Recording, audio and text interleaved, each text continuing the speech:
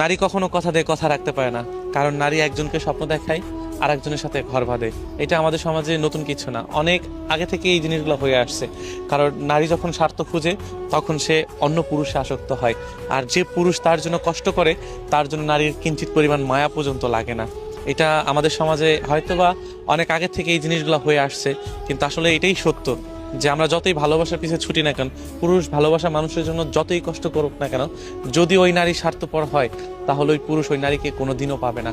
কারণ দিন যাবে আর যখন ওই নারী অন্যের কাছে স্বার্থ খুঁজবে, যখনই বুঝবে যে এই পুরুষের থেকে ওই পুরুষের কাছে স্বার্থটা একটু বেশি, তখন নিঃসন্দেহে চোখ বুজে এই পুরুষকে ফেলে দিয়ে ওই পুরুষের পিছে ছুটবে।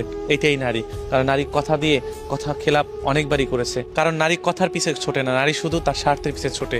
হয়তোবা এটা দেখলে অনেক মানুষ বলতে পারে যে নারী, সব নারী এক না। আমি আসলে সব নারীকেও বলতে চাচ্ছি না, কিন্তু অধিকাংশ নারী এই জিনিসটাই ঘটে।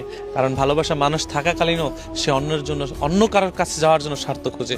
কারণ যখনই স্বার্থ দেখে তখনই সে অন্য পুরুষকে আপন করে নেয়। এমন সমাজে অনেক পুরুষ আছে যে ঠকে গিয়েছে একমাত্র নারীর স্বার্থের কারণে।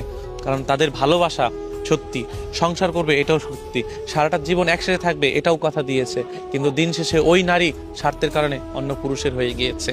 আর যে পুরুষ স্বপ্ন দেখেছে সে পুরুষ সারাটা জীবন ওই নারীকে মনে রেখেছে, অথচ দেখেন ওই নারী ওই পুরুষের নামটা অবধি পর্যন্ত মনে রাখে না। অথচ নারী বলে বেড়ায় যে নারী নাকি ভালোবাসার জন্য সেরা, নারী নাকি ভালোবাসার জন্য সবসময় সেরা হয়ে থাকে, সে নাকি সংসারের জন্য জীবন দিয়ে হলেও সবকিছু করে। হ্যাঁ, এটা করে, তবে এরকম নারী পাওয়ার জন্য ভাগ্যের দরকার আছে। আসলে সব পুরুষের ভাগ্যে এরকম নারী জোটে না। আর আমরা যখনই ভালোবাসার মানুষের জন্য আফসোস করি তখনই আমাদের কাছে ওইসব নারী জোটে যে নারীগুলো স্বার্থের জন্য অন্যের পিছে ছোটে।